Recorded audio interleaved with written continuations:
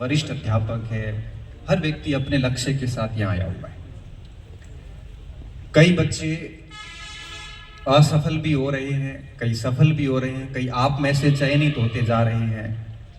कई बच्चे हैं जो निरंतर असफल भी होते जा रहे हैं।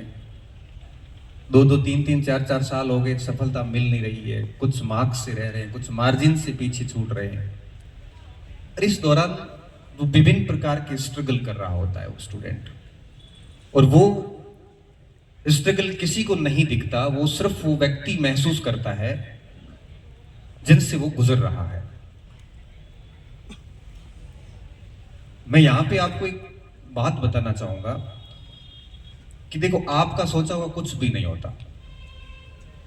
आप कितने भी दिमाग में प्लान बना लो शानदार वाले, ये कर लूंगा वो कर लूंगा, देखो मैं यहां पे जाके नियतिवादी हो जाता हूं। मैं डेस्टिनी को बहुत मानता हूं कि नियति ने जो आपके लिए तय किया वो बड़ा शानदार तय किया है। बस भरोसा इस बात पे रखना है कि हमें हमारी जो कर्तव्य निष्ठा है, हमारी जो पढ़ाई है, हमारी जो अभी इस समय हमारी जो ड्यूटी बनती है, उसके साथ हमें कोई छेड़छाड़ नहीं करनी है। मेहनत कंटिन्यू करते रहना है। बाकी नियति ने आपके लिए बढ़िया व्यवस्था कर रखी है, इस बात में मैं बहुत विश्वास करता हूं। मैं ग्रेजुएशन के जब फाइनल ईयर में था, ठीक ठीक स्तर बना लिया था उस समय, और एक जॉब में सिलेक्शन होता है। फाइनल ईयर की बात है, 2009 की बात है। उस समय सपना बुना कि हम सिविल सर्विसेज की तैयारी करेंगे, सेना में जाएंगे। इन दोनों में से किसी एक को जरूर चुनेंगे, या तो वर्दी पहनेंगे या प्रशासनिक अधिकारी बनेंगे। और नियति ने कुछ और तय कर रखा था। मैं कहता हूं, अब मैं दिल्ली पहुंचा सिविल सर्विसेज के लिए, सारी चीजें ठीक चल रही थी, प्री भी पास हो गए, उम्मीद थी मेंस भी कर लेंगे। और उसी समय बीमारी डायग्नोस होती है मेरे, कोलाइटिस में अल्सर था, अभी भी है और आगे भी रहेगा, क्योंकि लाइलाज है। डॉक्टर ने कहा कि 3 टैबलेट के साथ में जिंदगी गुजारनी है। बहुत बुरा सा लगा था, क्योंकि आपका सपना जब आपके सामने मरता है तो आप उसको डाइजेस्ट नहीं कर पाते हो। लेकिन अब जाके मुझे समझ में आता है कि जो हुआ वो ठीक हुआ। अगर वो चीजें उस समय, बीमारी की स्थितियां नहीं पैदा होती, तो निश्चित तौर पे मैं आज न तो इस जगह खड़ा होता, ना मुझे इतने बच्चों का प्रेम मिल रहा होता। मैं आज जब इन चीजों को देखता हूं, मैं किसी भी शहर जाता हूं, कहीं भी जाता हूं, साथियों से मिलता हूं, और जितना मुझे प्रेम मिलता है ना, उससे मुझे बड़ा अंदर से इतना अभिभूत हो जाता हूं कि अगर उसी समय सेना में या प्रशासन में जाता, तो आज मुझे मेरे परिवार के अलावा कोई नहीं जान रहा होता, इन बच्चों का प्रेम मुझे कभी नहीं मिल रहा होता। तो नियति ने क्या तय किया? नियति ने शिक्षा क्षेत्र तय किया, और हम प्रशासन के उद्देश्य के साथ निकले और कॉलेज में आके रुके। बात ये थी, इस पूरी बात में निष्कर्ष ये था कि पढ़ाई कभी नहीं छोड़ी, अपनी धुन में मेहनत करते रहे। फेल हुए, पास हुए, फेल भी हुए, पास भी हुए, और दुनिया में ऐसा कोई व्यक्ति नहीं है जो असफल नहीं होता। और जो असफल नहीं हुआ है, उस व्यक्ति को कभी भी आने वाली जनरेशन की समस्या पता नहीं चलेगी। आज मैं अगर आपकी बात को समझ पा रहा हूं, इसके पीछे कारण है कि मैं खूब असफल हुआ हूं। ऐसी कोई परीक्षा नहीं जिसमें मैं फेल नहीं हुआ हूं।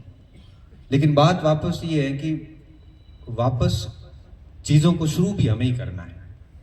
इसलिए सबसे पहली बात आप सभी को मैं ये कहूंगा कि बस मेहनत करते जाएं, बाकी नियति भी छोड़ दें। जब आप अंदर से डरने लगते हैं, चिंतित होते हैं कि पता नहीं मेरा क्या होगा, सीट कम है, उस समय वापस मैं ये बात याद दिलाता हूं, ये चिंता और भय आपको खोखला कर देंगे अंदर से। आपकी सोचने से कुछ नहीं होना, बस मेहनत करते जाओ, जो होगा वो आपको मिल के रहेगा।